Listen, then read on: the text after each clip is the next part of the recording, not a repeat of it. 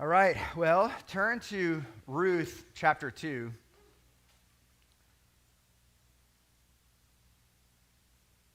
Looks like the dark clouds are just as a great example. As I woke up yesterday, I was like, this is perfect. The weather's kind of matching the message. And the dark clouds, the gloomy weather, Ruth 1 kind of gives you that picture, doesn't it? Of just tragedy and circumstances. We don't like trials, do we? None of us do. And this was a major trial because you saw Elimelech took Naomi most likely out of God's perfect will.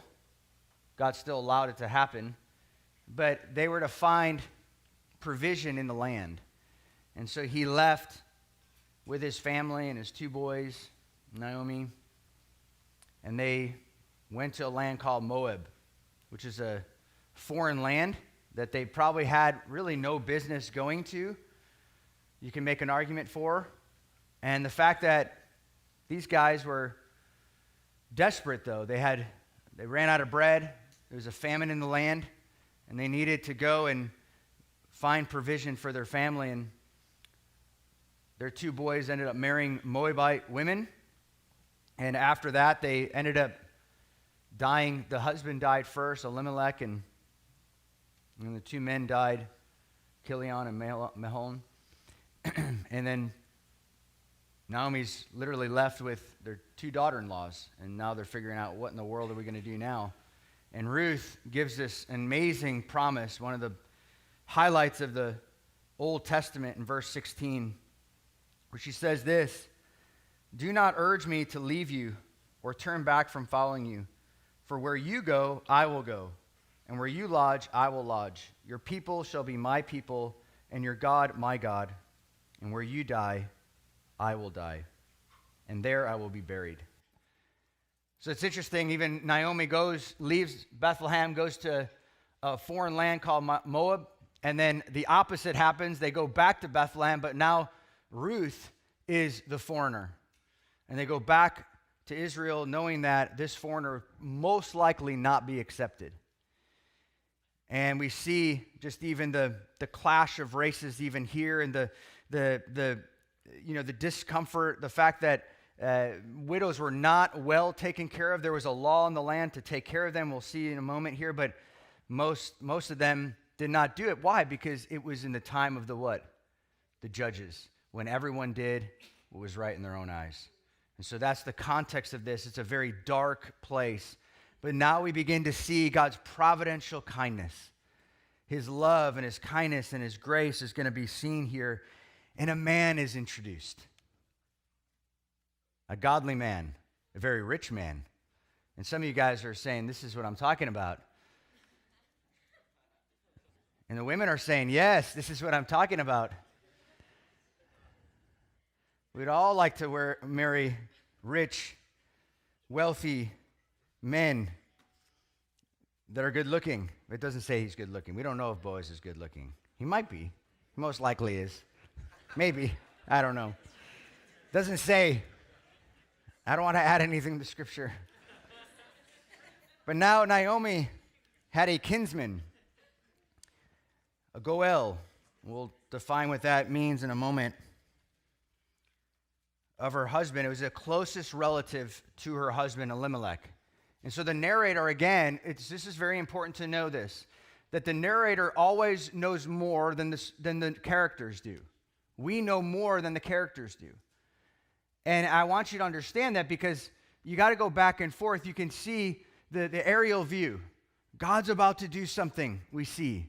A closest relative, hint, hint. A man of wealth, hint, hint. They're there during the barley harvest, just providentially, perfectly timed to come back as the shelves are being stocked with bread again in the house of bread called Bethlehem. This is exciting. The narrator is saying, look, this is a big deal. If you have maybe like a highlighter, just, you highlight that because the narrator is saying, look, watch God's providence in the midst of tragedy. And so we meet a man, a very wealthy man of the family Elimelech, whose name was Boaz.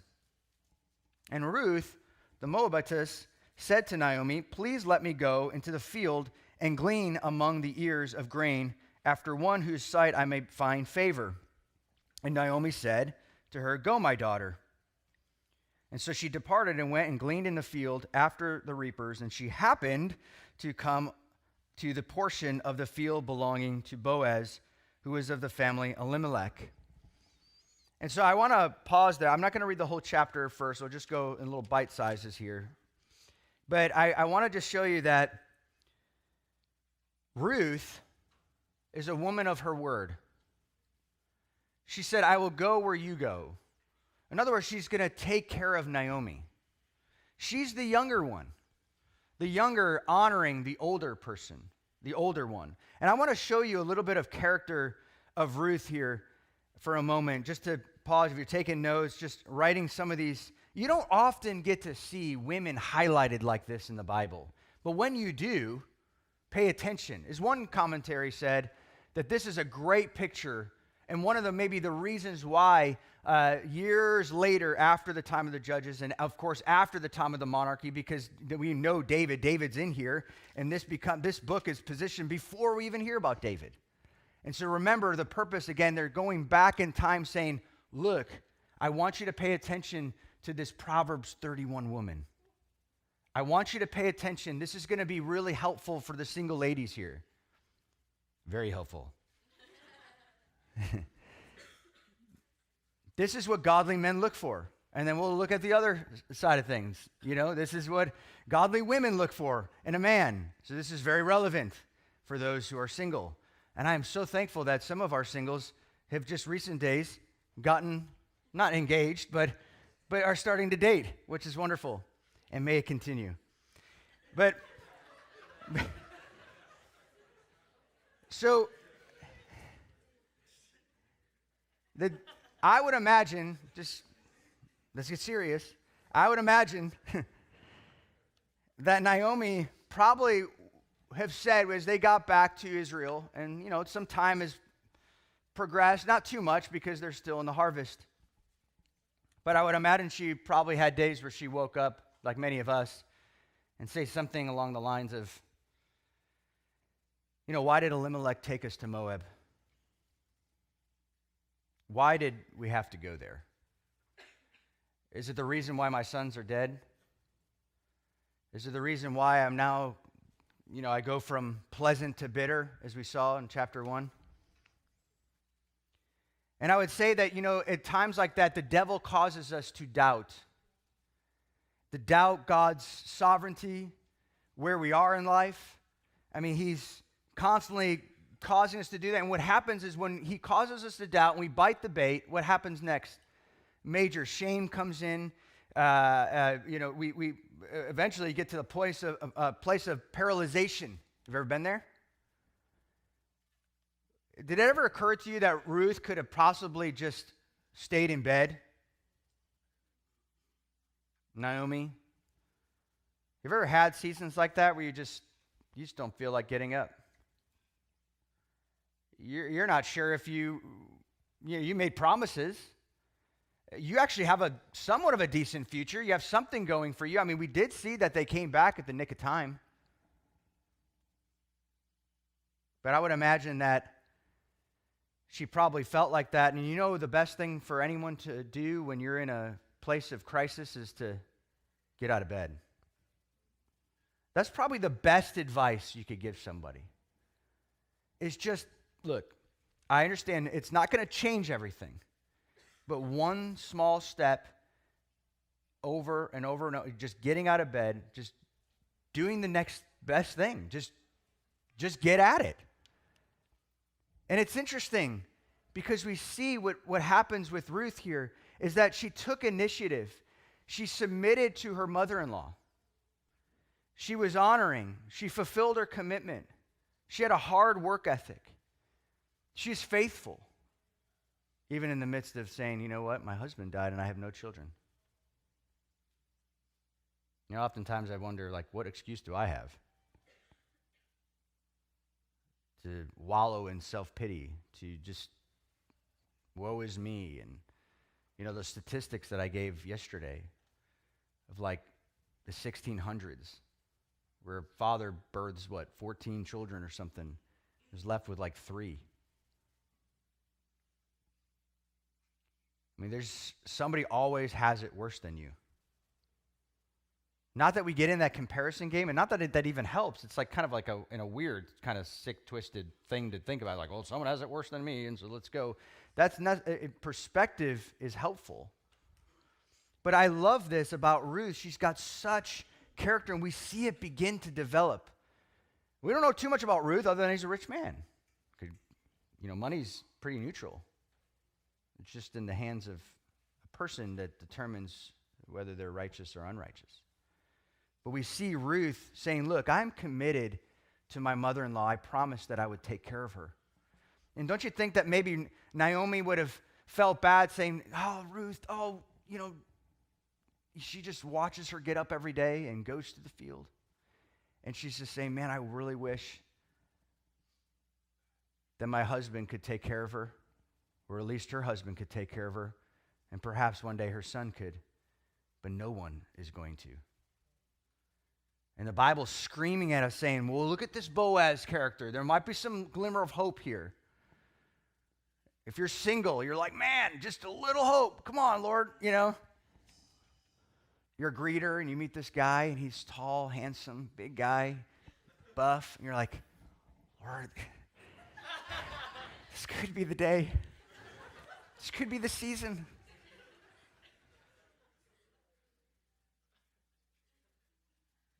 And then you realize as they walk away, they have a wedding ring. And you're like, why, Lord? Why? Then the dude you don't care for is over there by the bagel saying, he's like, come on. You're like, why, Lord? But you got out of bed. You got out of bed. Okay.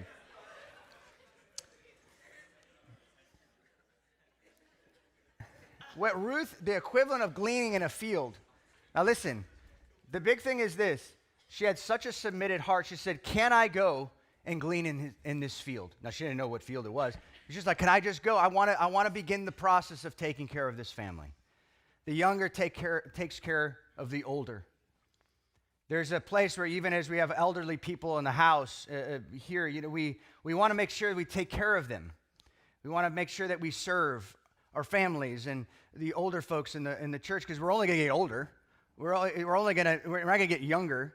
And so this is a great story of just even showing just the kindness that we can show to people that maybe, can't take care of themselves, whether it would be literally widows or orphans or people that are sick or in need.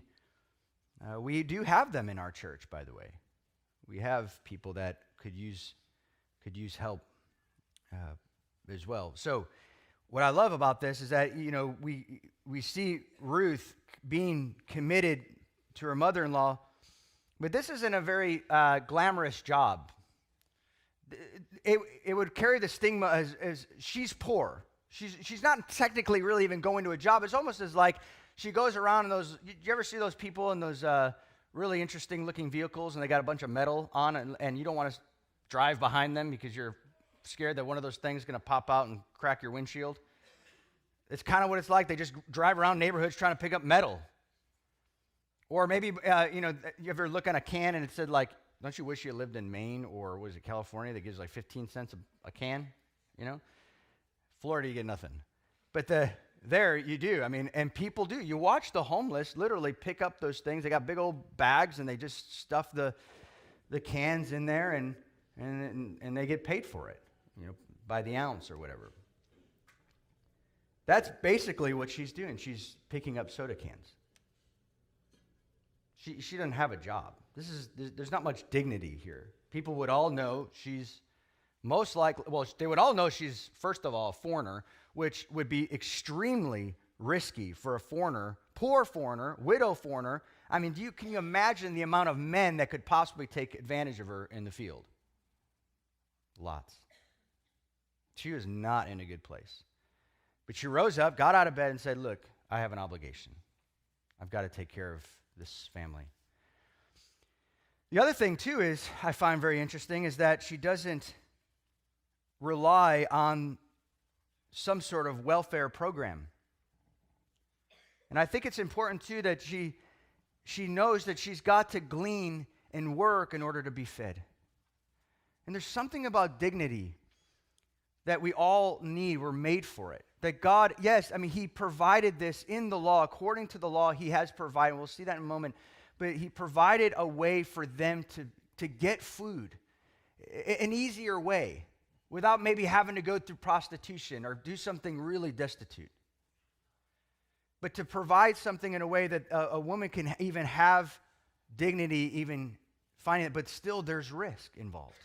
In those fields, you've been running cornfields, you can't really, I mean, bad things could happen. The wrong place at the wrong time. But we see even later God's protection over Ruth and just honoring the fact that she honored Naomi. So she submitted. Can I go? She honored. She was the younger providing for the older. She didn't just say, Naomi, get up and go. Come on, let's move. I need some food. And then I can be on the local welfare system. But there was none. But fulfilling commitment. She's a woman of her commitment. She had amazing work ethic. And she was faithful. I love this about faithfulness is that in the meantime, she knew that perhaps, she gave her life to the Lord, to Yahweh. We saw the conversion happen in this passage in Ruth chapter 1, verse 16 and 17. My God will be, your God will be my God. But you know what she did and what all of us need to do in times of crisis? We don't understand what the future looks like. We just need to do the next thing. We can't try to control the situation. I love this is that she works in the meantime in trusting God's bigger plan. And that's what we all need to do. Well, I'm not coming to church because, God didn't really he's not doing anything for me. No, go. Trust God. There is a human responsibility, plus, we're going to talk about this a lot, is that the major theme here is that there's a human responsibility to get out of bed, go to work, do the things that God's called you to do. And then there's this amazing thing called God's providence and working all things together for your good. And that's how we live life. We don't try to figure it all out and just, before we get out of bed, we're just figuring the whole plan out, like as if we can help God with his providence. We can't do that.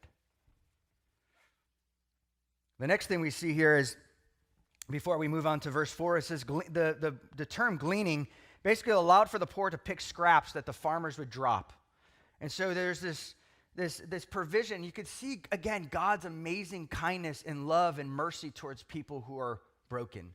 And we're to see that. We can know who God is from Deuteronomy 24, verse 19. I think you'll see it here.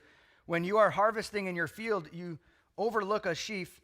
Do not go back and get it. So maybe the farmers would drop and they'd be hesitant to get it, because everything is money. It's money. They're like, and then they're reminded, oh yes, Deuteronomy says, leave it, because there might be some widows and some poor in the field that they might use that. And so that's God's provision. Leave it for the alien, the fatherless, the widow, so that the Lord your God may bless you in all the work of your hands. When you beat the olives from your trees, do not go over the branches a second time. Leave what remains for the alien, the fatherless, and the widow. And when you harvest the grapes in your vineyard, do not go over the vines again. Leave what remains for the alien, or the foreigner, the fatherless, and the widow. Remember that you were slaves in Egypt. Remember, you were in sin, in bondage, and that I rescued you by grace. And freely you've received, freely you give. In Deuteronomy 14, 28, 29, it says, at the end of every 3 years, bring all the tithes of that year's produce and store it in your towns, so that the Levites, who have no allotment or inheritance of their own, and the aliens, the fatherless, and the widows who live in your towns may come and eat and be satisfied, so that the Lord your God may bless you in all the works of your hands. Now listen, there was a welfare program in a sense. And God designed that in the theocracy through tithes, right? But God still wanted them to work. It wasn't just go to the grocery store and just get whatever you want. No, they made the bread. They were called to pick up the raw produce or sheaves and bring it home and do the work. I mean, you'll see Ruth do from step 1 all the way step 2. The only thing that was shown as kindness and as a gift was really just as the workers cut the sheaves, they just left it there. But they didn't just cut a loaf of bread. There was work to be done. And that gave Ruth a sense of dignity to go home and still feel like she's providing for her mother-in-law. Deuteronomy 27:19 says, "Cursed is he who distorts the justice due to an alien, orphan, or a widow." We're to never take advantage of those kinds of people. We're always trying to find ways to serve them. And sometimes I find it really hard to serve. I know there are poor in Oviedo, and I know that. But I also know that we live in a very wealthy city. And so we have to find ways to make sure that we take care of the people who have less. And I would love to exhort the church. People have asked, do we have this kind of ministry? Start the ministry. You got to start those ministries. The wonderful thing about this church is, look, we're not going to tell you what to do. We're going to beg people, oh, please, would you just start a homeless ministry? Or would you start? No. That's not what Ephesians 4 says. Ephesians 4 says it's the job of people like myself and the leaders and the elders to raise up people who will do the work of ministry. Just to release people. Yes, we need training. And if you need my help with something, if you want to call and say, hey, look, we should do this side of town, this side of town, I don't know about this, I would love to help you. We have leaders and elders who would love to help you. But I believe if you're a believer, you have something built into you that you're called to do, and you need to obey that assignment that God gave you. And there's no hindrance here. None. There might be a little things that we need to do. There might be a timing. There might be a strategy or something, and just ask. And be like Ruth and just go the extra step and submit. Just go the extra step and just say, hey, look, what do you think? I'm sure no one was like, man, I feel bad, but go. What are you asking me for? Get out of here. I need some food.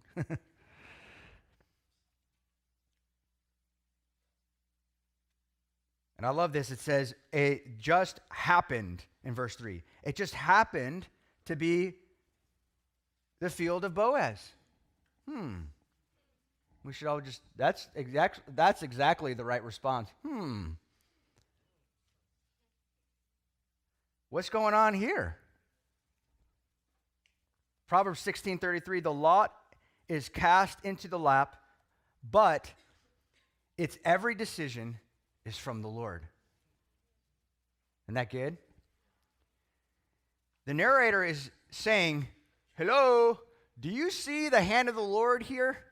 I mean, it was really nasty weather yesterday, but today it's sunny, or at least partly sunny. It's starting to come out a little bit. We're starting to see something. That's God saying, look, when you're in the midst of tragedy, watch for God to move. Watch the cloud dissipate.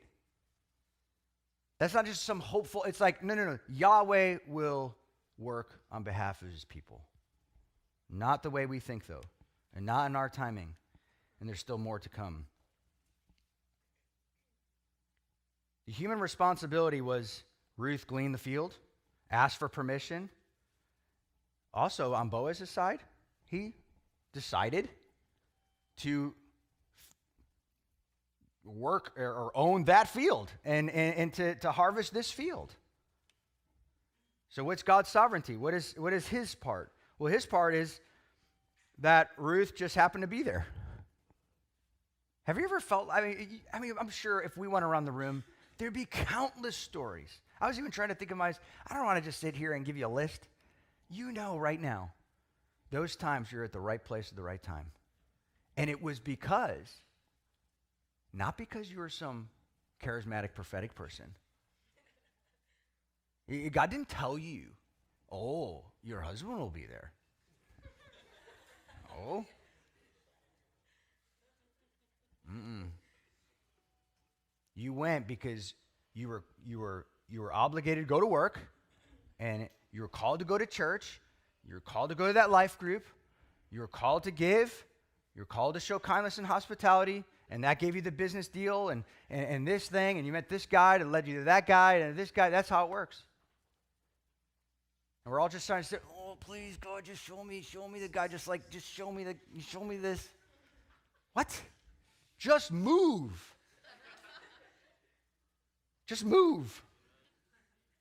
I'm not sure if I want to marry somebody who's just sitting there like, oh, Lord, please. Just move. Find that to be very attractive. I'm like, oh, wow. Woo, look at this woman. She's working her tail off. This is great.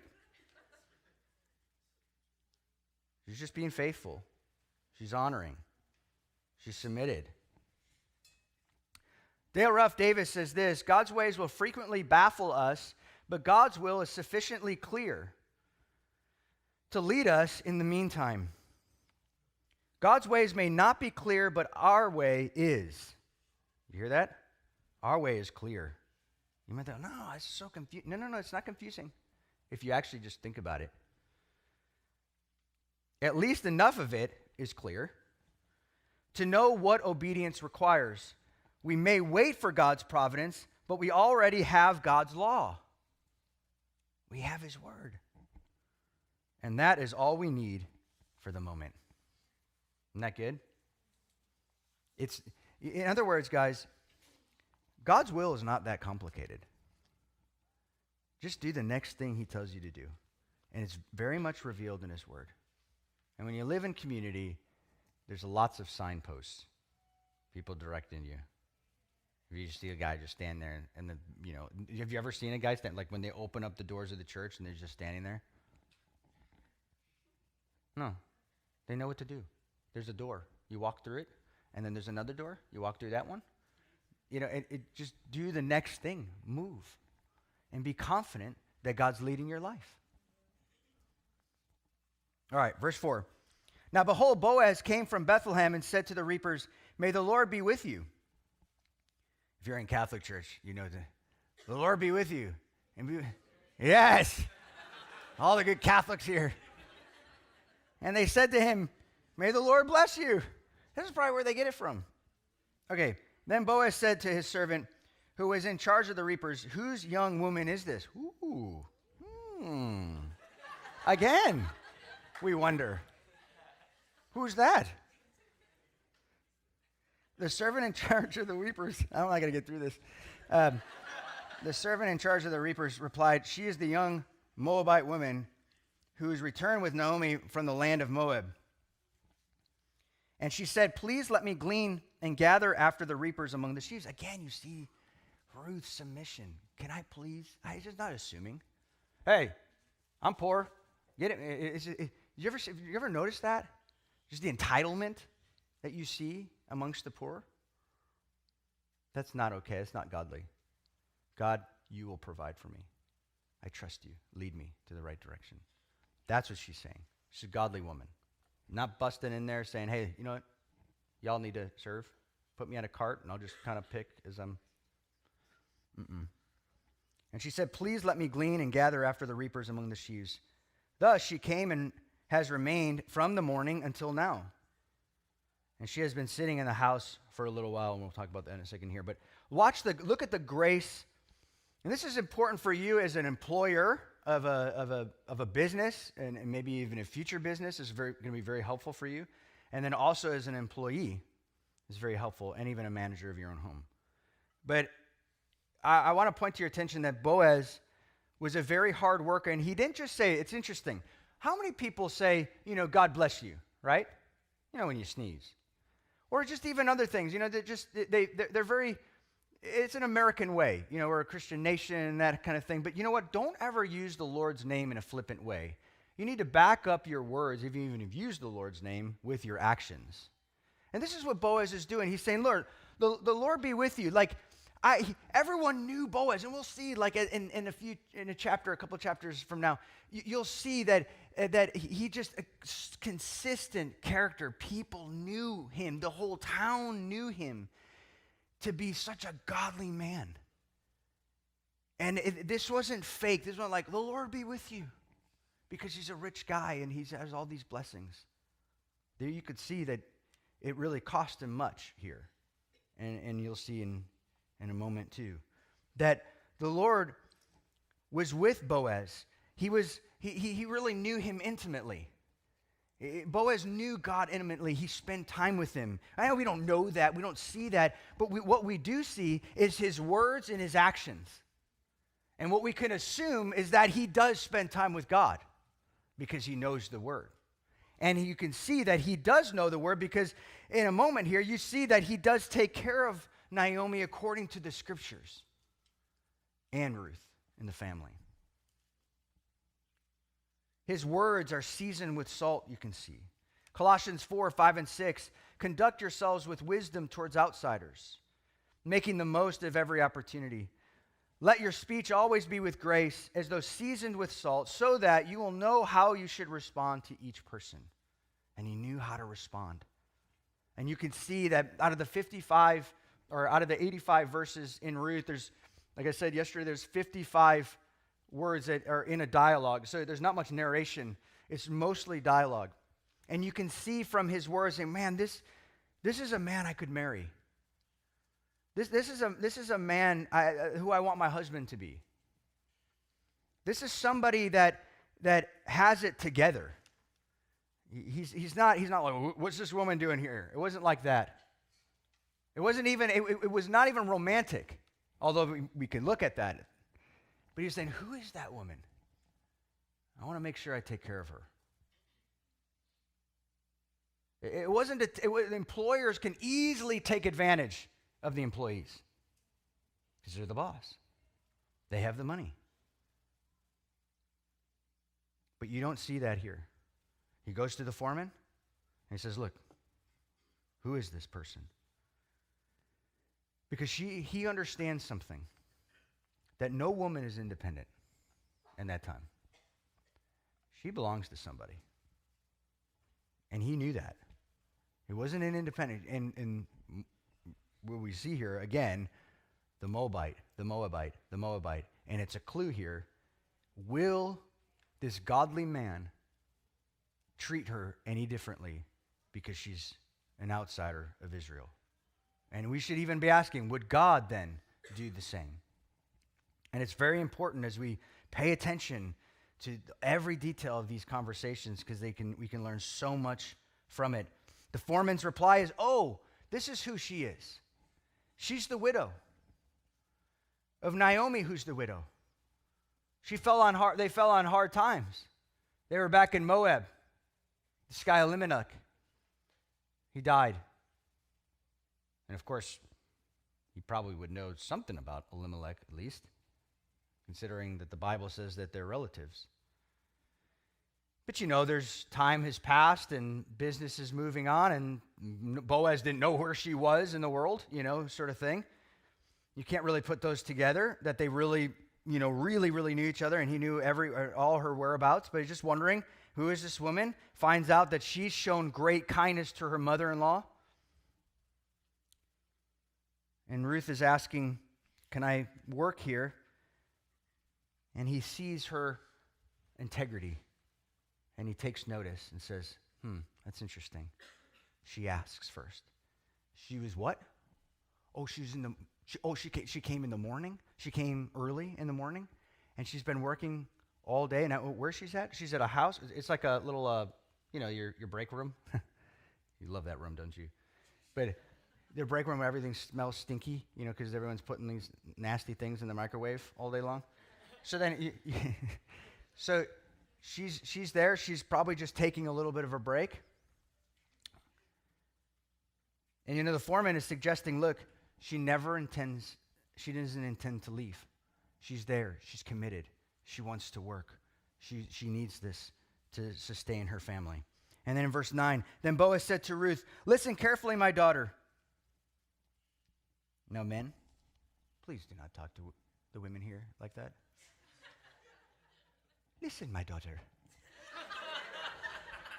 Would you care for me to pray for you? I would run at that point. Now you have to understand, there is an age difference here.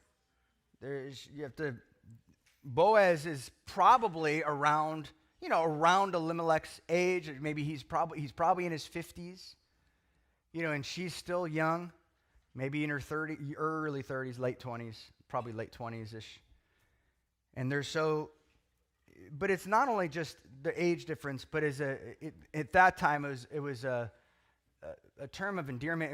It was respect. It was saying, hey, I'm going to take care of you. Don't worry. I'm not here to take advantage of you.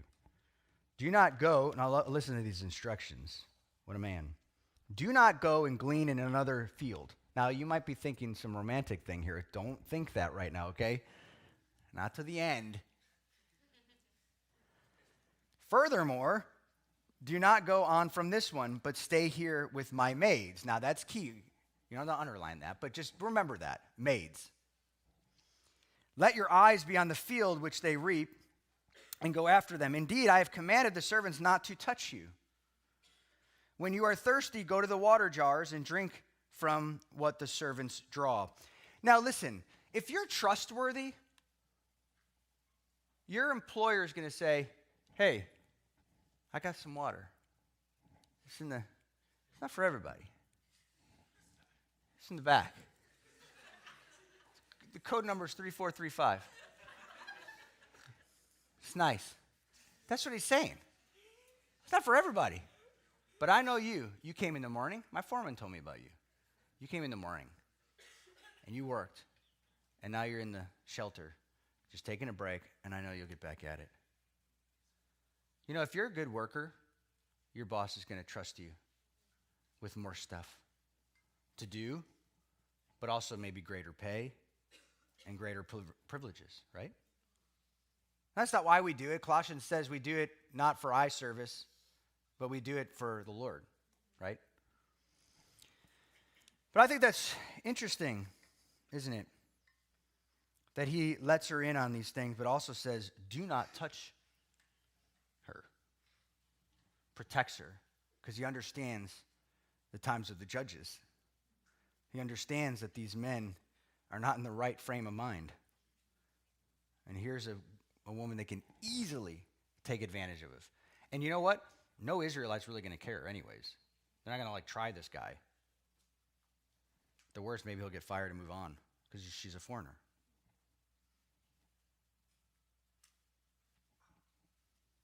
I love that. Just such kindness. We need to make sure that we show such kindness to the people we work with. And make sure they're taken care of. Just ask one more question. If you see someone you work with, maybe they're elderly, or maybe they're making sure that you show kindness to them. You care about that person. Especially if you're an employer, you need to do that and make sure everybody's taken care of. And that might be health care, that might be this, that might be that, just the sacrifices that you make for the people. And if you're under an employer that's not like that, I'm not saying go and quit, just show kindness to them. They might be the only one holding that whole company. Might be holding on by a thread, right? With you being there. You never know. But here's verse 10. Okay, so then she fell on her face. Again, this is not a book on dating necessarily. She fell on her face, bowing to the ground, and said to him, "Why have I found favor in your sight that you should take notice of me, since I am a foreigner?" You know what I love about this? Humility and thankfulness go together. When you find a person that's thankful, you can assume they're humble. When you find a humble person, it'll give way to thankfulness. And that's what you see. She can't believe it. She's like, do you remember what she told Naomi? That I want to go in the field. Because we all know she's going in the field because she wants to find food for the family. But you know what she says? Do you remember just a few verses before? I want to find what? Favor.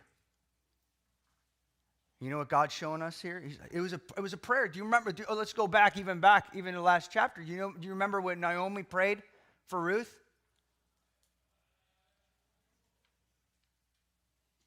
Blessings on her. That you would find favor, grace, kindness. You would find that. And you could see, even again, the narrator is kind of showing us, and the characters are seeing a little bit too, and of course she sees it, but you can see God orchestrating these events and answering people's prayer, and it doesn't get answered right away. We've got to get used to that. That our prayers aren't going to be answered for ourselves and for our loved ones right away. But you know what? They eventually will when they're prayed according to the will of God. And this is the will that she would find favor and provision. And she's beginning to see that now. I have found favor. I have found favor. Verse 11, Boaz replied to her, all that you have done for your mother-in-law after the death of your husband has been fully reported to me. I know. And how you have left your father and your mother in the land of your birth. And she didn't have to do this, remember. She could have just stayed in Moab and came to a people that you did not previously know. Boaz is saying, look, I understand how hard it is. I know your story. Do you know the people's story you work with? Do you know their story? Are you just trying to get in and out in the paycheck, or do you sit and you know, I mean, it may be a little harder for the Robin Hood guys because they don't work in an office. Some of them do. But that's what stinks about COVID in a way, because we've been so isolated, we don't even know the people we work with. It's if you can, get back to the office so that you can ask people, or a phone call. Just say, hey, I'd like to, you know, it sounds kind of weird, but I'd love to call you just to I want to get to know the people I work with, even if we're not in the hotel, even if we're not in the same office. Hotel room. Even if we're not working together in lineage. But, you know, I think it's important that you know the people you work with and you know their stories. You know what that makes you? More compassionate person.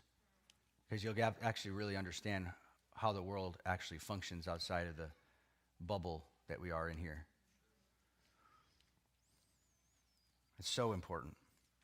And he says this, may the Lord reward your work and your wages be full from the Lord, that the God of Israel, under whose wings you have come to seek refuge.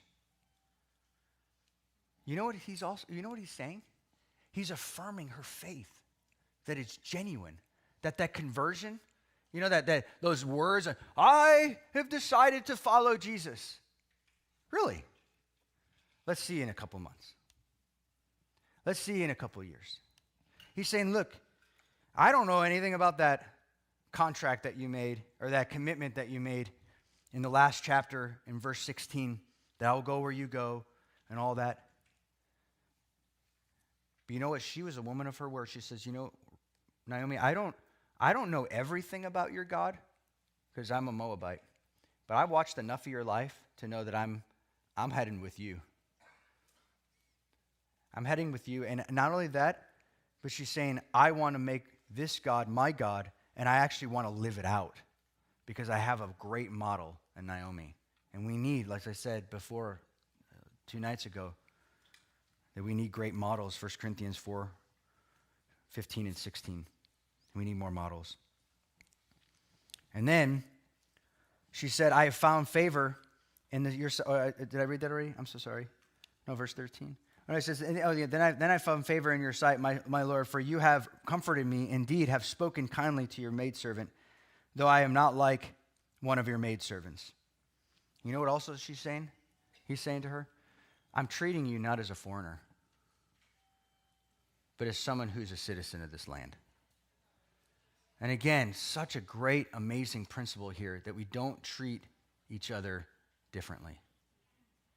Look, I'm going to pause for a second, and I'm going to get really straight with everybody here. I'm not doing panel discussions with races up here. I've seen churches do that all day long. We don't need to do that. But I was forced to do that in these last 2 years, multiple times. I needed to apologize for things I never did. I needed to do all these kinds of things because what was called, as we now know, critical race theory. Look at the room. Do you think we're a bunch of racists here? I can barely find a white guy here. They're like a few. Praise the Lord. Okay, there's 1, 2, 3. You know, I mean, but I want to just say, from day one, this seed was pure from day one. And the reason why I know that this church was pure from day one is because I ran a youth ministry. This is one of the only youth ministries in the Daytona area that had a mixed group of blacks and whites. We had people from other houses we were playing basketball, and across the street, they would tell us, get those people off the driveway.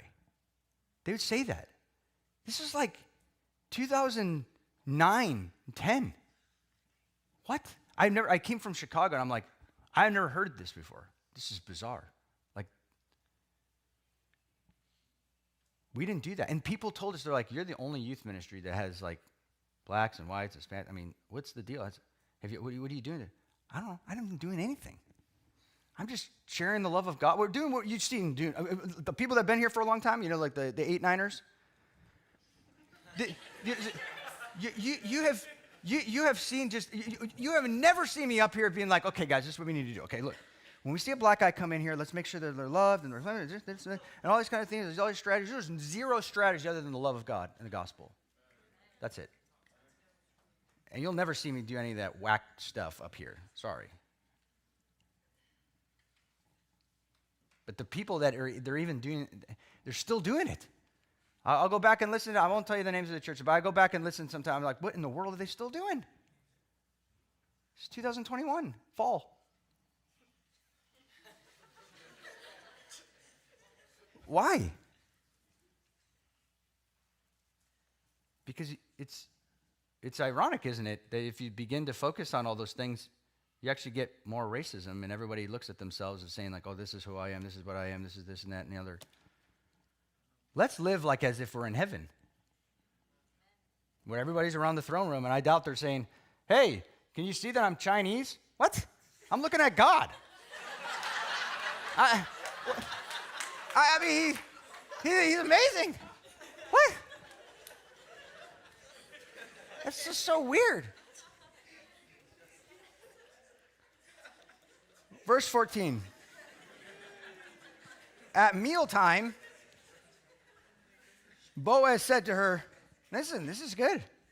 At mealtime, Boaz said to her, come here, come hither. May you eat of the bread and dip your piece of bread in vinegar. Now look, then the foreigners would eat with the foreigners. I mean, this is the way they did it. The foreigners would eat with the foreigners, and you know, the bosses would eat the bosses and the foremen, and everyone would be separated. And Boaz goes another extra mile and says, look, I want to show you that I have zero racism in me. I want you to come here and eat with me. Now listen, this is, again, non-romantic. And we'll see here, there's proof of that at the end of this chapter. This is non-romantic. They're not having a date night, although we like to put ourselves in there. Oh, look at the little sweet date night. They're dipping the bread in the vinegar and all that. And it's like the Disney movie where they share the same plate of spaghetti and they're slurping it and they, whoa! Taking this a little too far. It's like matzah bread and hummus probably, you know. But so that she sat down beside the reapers. And listen, this is interesting because they probably had servants, but he served her. As an employer, he served her. Look, if you're an employer or you're the head of the house in the discipleship house, whatever that means. You're the leader. Well, great. What does Jesus say? If you're the leader, then what? Serve. If you want to be the greatest, become the least and serve. That's what God has called us to. I'm all for leaders of a D house. I'm for that. I love that. That's great. It should happen. Someone's got to lead. And a lot of times, if the person that has the integrity doesn't lead because they're like, false sense of, humility or insecurity, oh, I don't know if I can lead. No, you probably should, because leadership doesn't happen in a vacuum. Someone is inevitably going to lead and probably be the wrong person. right? And we don't want that. And so he took initiative and said, look, I'm going to serve you roasted grain. And she ate and was satisfied and had some left. You see the generosity there? The narrator saying over and over and over again, look at the generosity of Boaz. You know, probably got a little doggy bag or a styrofoam little thing. Put some roasted grain in there. Oh, Naomi will love this. You don't get any of this stuff. Woo. Put Naomi on the top. And go home. When she rose to glean, I love this. She just got back to work. When she rose to glean, Boaz commanded his servants, saying, let her glean even among the sheaves, and do not insult her. Again, a reminder, do not touch her. And also you shall purposely pull out for her some grain from the bundles and leave it, that she may glean, and do not rebuke her. I love this, that Boaz didn't go the extra mile and said, like, oh, hey, I need to just provide like a bunch of doggy bags and a bunch of bags for her already done. No, he said, look, she's going to go back into the field because she's a hard worker. What I just want to make known here, there's no harassment. No harassment of the employees. No Moabite jokes. No. We're not doing this here. He's a man of integrity. It's like the man of the house. I mean, you tell our kids all the time, this is not what we're doing. We're not teasing each other. We're not doing this here. You want to make a safe environment in your life group, in your workplace, in your households, in your D houses. We're not doing this. We're not going to go, let her do her thing and then go behind the scenes and talk about her and all this kind of stuff. No, it wasn't a romantic thing. He wasn't like macho guy, like, this is my woman kind of thing. He was just saying, look, she's in a really tough place, and if anybody takes advantage of her, you're done. And we need more men like that, don't we? In the world even. And I love that she gleaned, where are we? Verse 17. So she gleaned in the field until evening, and when she beat out what she had gleaned, and it was about an ephah of barley. So what this is she is a strong woman. I would imagine she's probably got some biceps, I would imagine. And biceps on girls aren't bad. That's not a bad thing. But she definitely had yeah.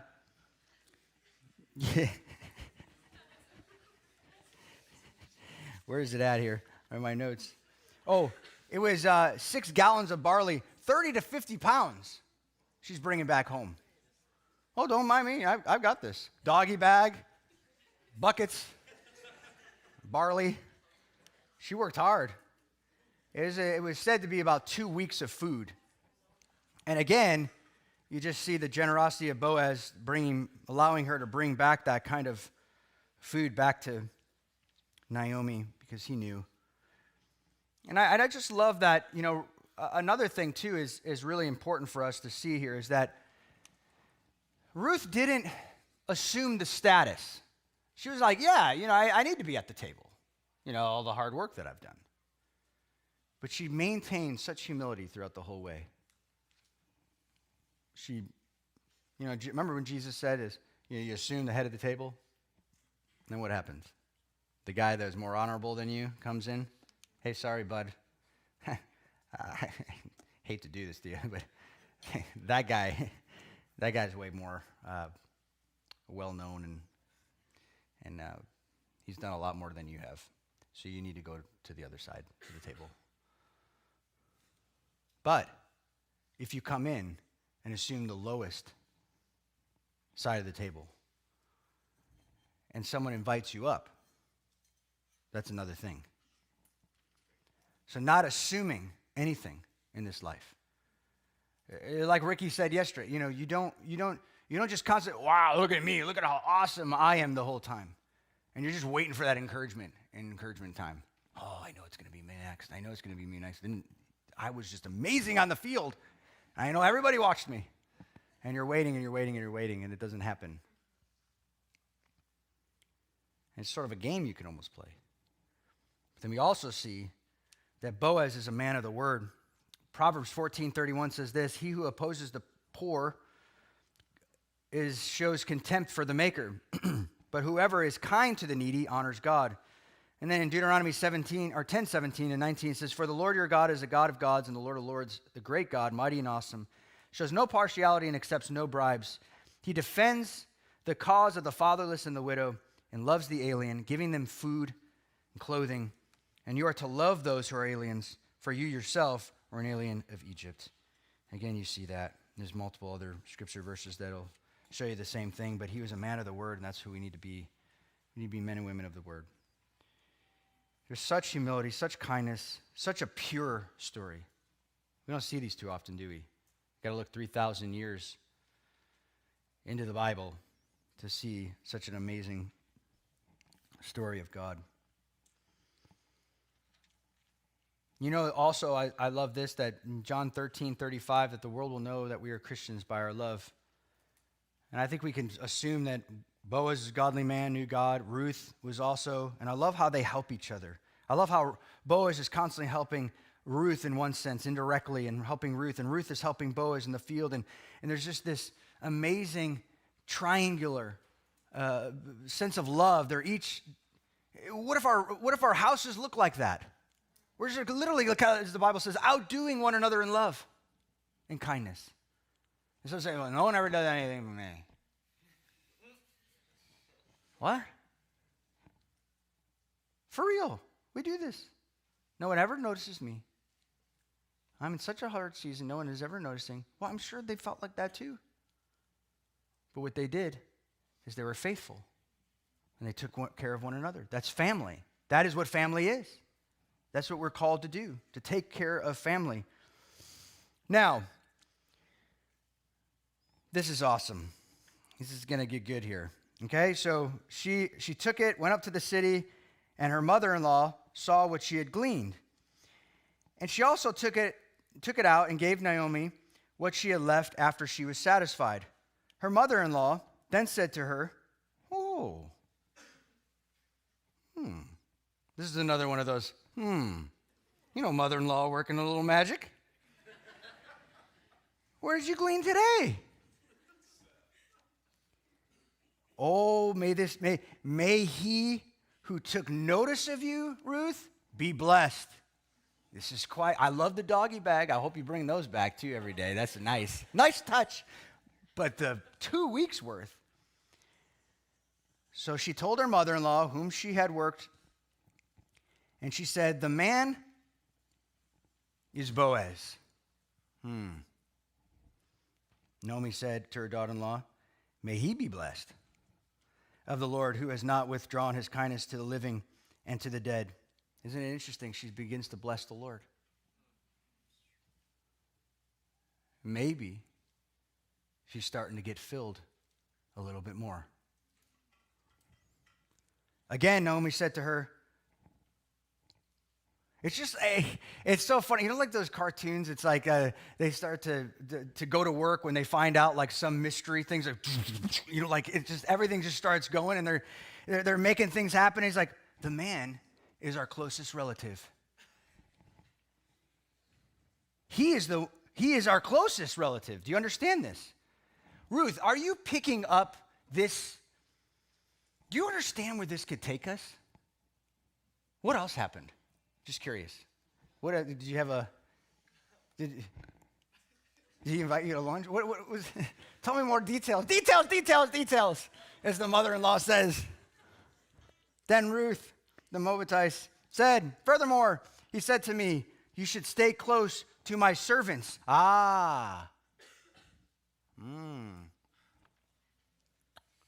Let's go back to verse 8. Was Ruth telling the truth? Go with my maids, the girls. Boaz is saying, stick with my girls. Do not go with the men. Ruth is saying, totally oblivious.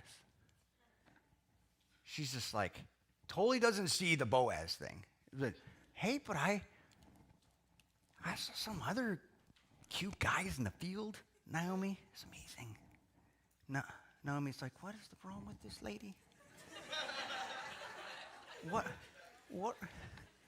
Do you understand? Closest relative.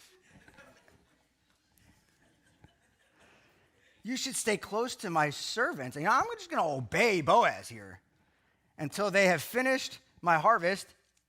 Naomi said to Ruth, her daughter-in-law, it is good, my daughter, that you go out with his maids. Because, I know what Boaz probably said. You might have juxtaposed that. You might have misinterpreted that. You know what she's after? She's after marriage. She's just like any other widow's hoping, young widow, as Paul said later in 1 Timothy 5. If they're young, they should remarry. And so she thought, maybe I'll find a guy in the field. And totally didn't see the Boaz connection, which we'll see in chapter 3. She was still a little bit oblivious to Naomi's plans. It is good, my daughter, that you go out with his maids, and so that others do not fall upon you in another field. She understood how guys are. The wise old woman, the mom that you don't want to listen to, young girls in the summer out there. Mom, she's crazy. She doesn't have a clue. She doesn't know my needs. Oh, she does. And she's wanting to protect you. So she stayed close to the maids. Isn't that awesome about Ruth? She stays close to the maids. She's saying, look, I'm not going to go try to make this little thing happen here. I'm going to, again, trust Naomi. I'm going to trust the elders. I'm going to trust the people that are older in my life, that are wiser, much wiser than me, because I can't see. I need people to see for me. You know what happens when you go against that. We end up in trouble, don't we? And so she stayed close to the maids of Boaz in order to glean until the end of the barley harvest and the wheat harvest. So we see this is coming to an end now. At the end of chapter 1, it was the beginning. It was the perfect timing. And now we see, what do we notice here? It was routine. It was just routine.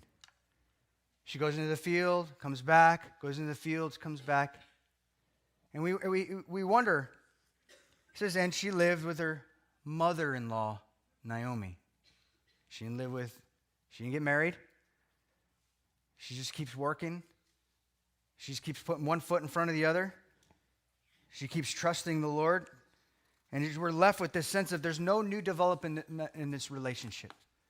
We almost kind of think, as this is coming to a close, we're kind of left again like, oh, commercial break. Like we got to wait till next Tuesday, for the sitcom. It's like, what's going to happen? What did she do? What's going to happen next? What's God going to do? And we're left with that. Are they going to be together? Is it going to be happily ever after? What's Naomi going to scheme? I want to end on this. This note on God's providence. Because I think it's really important that, again, that we see that this is a major theme. I'm going to share with you guys a few quotes and then we'll close in prayer. Dale Ralph Davis, he's a very well-known commentator of the Old Testament. He says this, by providence, what I mean is that the wonderful, strange, mysterious, unguessable way Yahweh has of ruling his world and sustaining his people. And his doing it frequently over, under, around, through, or in spite of most common stuff of our lives or even the bias of our wills. It's mysterious. And I love what John Flavel says. He's a Puritan back in the 1600s. He says, the providence of God is like the Hebrew word. It can only be read backwards.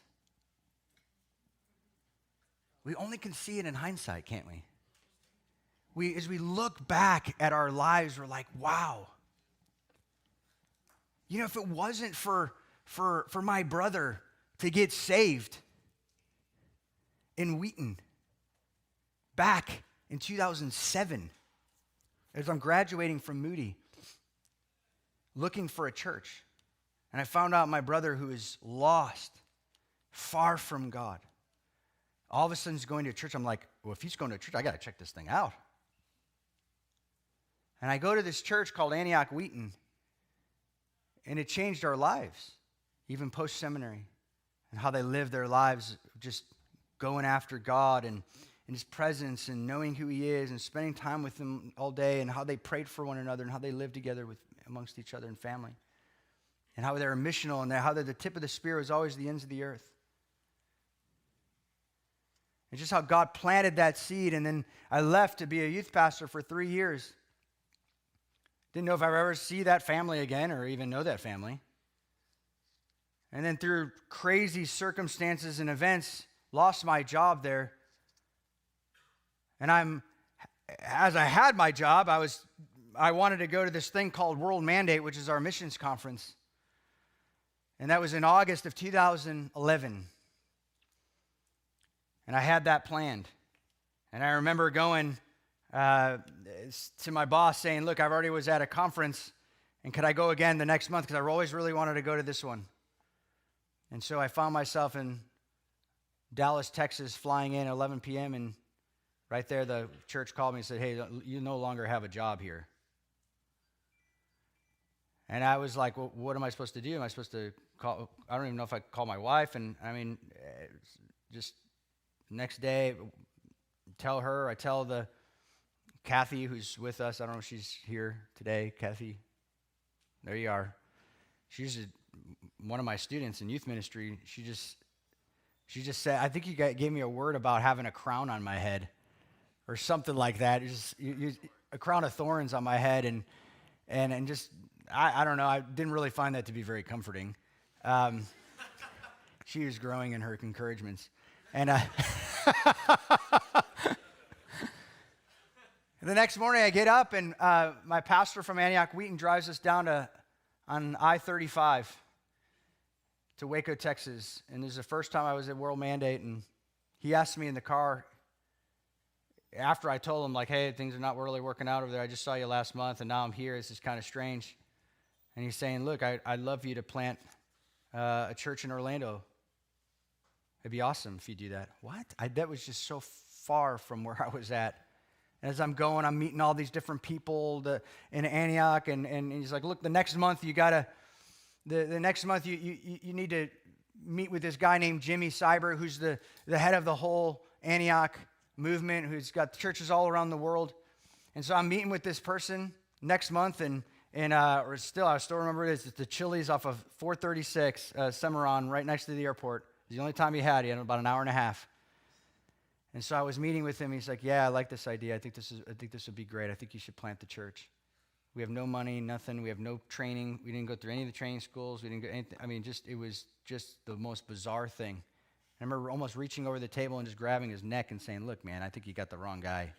I really do. I think you're crazy. He's like, look, I've met thousands of people, and I think this is right. Okay, whatever. The next month we fly to Chicago. Her grandmother dies. We were very close to, and just a lot of transition, a lot of things going on, and we're trying to tell our family we no longer had a job there, and we're doing this, this next adventure where there's no paycheck, and you got grandkids, and we don't know what we're doing. Didn't really go over well, and so we're trying to figure this thing out, and they all, it was unanimous. They said, yeah, look, this would be great. And so I said, well, what do you do next? What do church planners do? What did they do next? What's the next step in the process? Well, you usually have a location. We didn't even step foot on the UCF campus.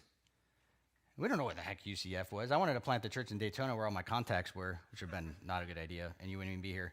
But just the whole strange providence of God. And then I call up Waco, Texas. I'm like, look, I guess they told me that I have to watch all these videos, so could you send me the videos? I guess this is how you plant a church. Which is not. You go through like a year of school, then another year of school, and then you build a team, and then you raise support. And I'm like, what in the world's happening? So we DVD after DVD, just our notepad. We're taking ourselves through ADS as we know it. And with just Kathy, she's like, look, I want to come with you guys. Change my life. I'm coming. So it's basically like virtually like the three of us. And this old woman called Trish. She's amazing. I'm so thankful for her. Where she almost died on every mission trip that we've ever been on.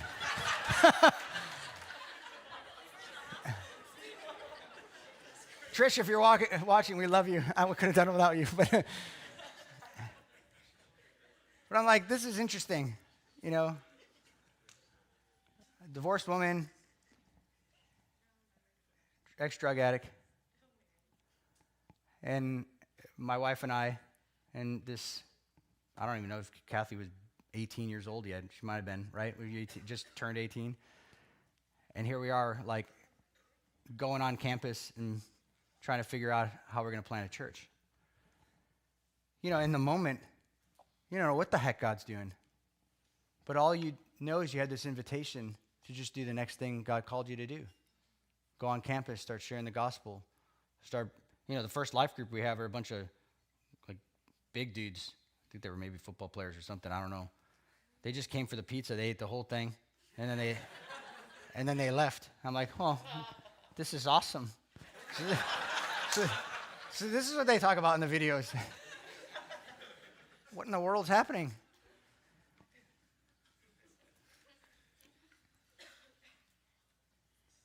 Wayne Grudem says, simply to say that we are trusting in God instead of acting responsibly is sheer laziness.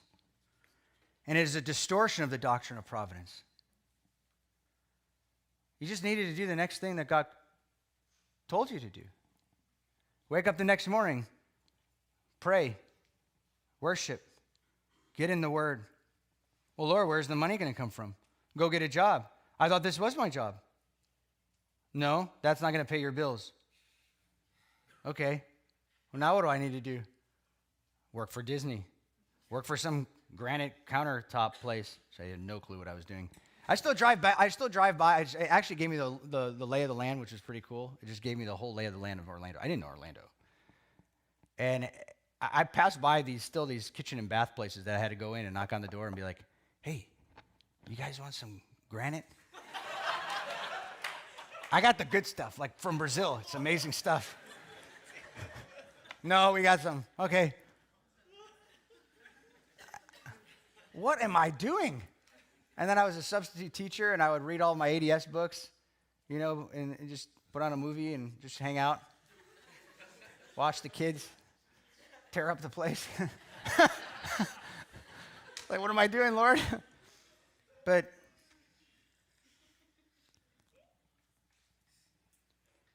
Derek Thomas says this: providence has wider issues in mind than merely our personal comfort or gain. You know what the Lord was doing? He was doing something deep in me. Profound. That I didn't know at the time he was doing. Just saying yes every day. The small little paychecks would come in. 8 months just driving from Disney area to Daytona. Back and forth. Then trying to get some time to go to the campus. And again, I'm not the hero of this story. I'm trying to prove that clearly I was not the hero of the story.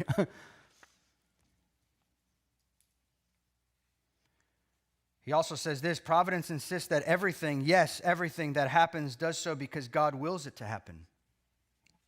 Wills it to happen before it happens. Wills it to happen in the way that it happens. Such a view signals immediately that history is not arbitrary or accidental. Neither is it simple determinism, que sera, sera. Whatever will be, will be. That's not the attitude. As though our own choices and involvement have no relevance whatsoever. A fatalistic view, more reflective of Islam than biblical Christianity. I couldn't even tell you that I was trusting the providence of God because I don't think I would even understood that. But I trusted God's word that he said, look, you need to plant this church. And all I knew is just to be faithful. And in the end, I have a family. In the end, I have an incredible purpose that I love getting up every day for. And yes, the job has changed. And yes, things have changed. And yes, it's been one of the hardest things you'll ever imagine doing. But it is so worth it. Isn't it? Sinclair Ferguson says that, do I learn through dark providences or simply seem relieved when they are over? And I think we have to get used to just being in a place where we are totally, utterly out of control. The feeling of that. That is what a Christian feels on a daily basis. That's how we live life, don't we? But then we do get the privilege every so often to look back and say, wow, God, you're amazing. You put all those pieces together for my good and for his purposes. You may see that now as we get into worship, as we allow God to maybe even take some moments to help you get some perspective on life and how he showed you. Now, I mean, you could write a whole book on that. John Piper wrote a book on, he never writes small books anyways, but he wrote a whole book on providence. It's like 750 or 800 pages. It's a massive book because there's so much. Yet the word providence, Paul's not teaching that. They're not teaching that. There's not a whole lesson, not a whole chapter. Because it goes from Genesis to Revelation. And that thread of redemption goes through. But also that thread of providence runs all the way through. And you can see how God works all these things together for his people and for our good. Amen? Yeah, let's pray. Father, thank you for who you are. Thank you for what you're doing in our lives, whether we can see it or not. We love those times where we can look back, because hindsight is 20/20 vision. We can see perfectly, can't we, when we look behind us. And we could see that you've worked all those amazing things, those little details, the tiniest details of meeting that person or getting that green light, to that conversation, that phone call that came in, the interview that we had, the first date. You can go on and on and on. In fact, maybe we should do that at lunch. Talk about God's providence in our lives. Even that very meeting is providential. And Father, we thank you for all that you're doing in this church and what you've done at that seed that was pure. It was just a seed of yes by incapable people, unqualified people. And Lord, you have a plan for all of us in this room. And to trust you when it hurts, and trust you when the clouds are gloomy and when there's just a bright blue sky in Miami, Florida. May we continue to choose humility. May we continue to show kindness in the midst of our tragic journey, perhaps like Ruth did, just not knowing her future, but yet still showing such kindness and integrity. And Naomi may seem a little fidgety towards here at the end. It looks like she's being filled day by day. And I pray that we would continue to trust you and to fill us with by your Spirit, and to fill us with wisdom, and fill us with hope. Fill us with, strengthen us with integrity and character to do the job, to get out of bed when it's hard, and to trust you that you're moving in our lives. And Father, I pray that you would unify our church, that we would be truly that family that takes care of each other like that. That beautiful triangle that you showed us between Boaz, Naomi, and Ruth. Seems as if everyone else is a foil in the story, as we see in the future. But these characters you've highlighted because they've really took care of each other. And may we do that for one another in these kind of, I suppose you could say, the days of Judges today, where everybody's just doing whatever the heck they want. As you look out the window of your hotel room, seeing all these cars just honking at each other and moving and trying to get there faster and trying to move everybody along. so that they can get done what they need to get done. We could see just what you want to do in this room is to slow the pace down just a bit so we can find out what really matters in our life. And I pray for couples that they would, married couples, that they would, maybe they need this weekend, just to really love each other well and to notice each other. And so also for families to notice their kids. They're growing up. And I pray, Father, also for the friendships in the room to not take advantage of one another. We truly love each other with your love, and that the world may know that we are yours by our love and our kindness and our grace towards each other. In Jesus' name. Take a few moments. You can stand, sit, kneel, whatever you need to do, but take a few moments to allow the Lord to give you some perspective, and then, of course, you can go and pray for each other. Look forward to tomorrow. Love you.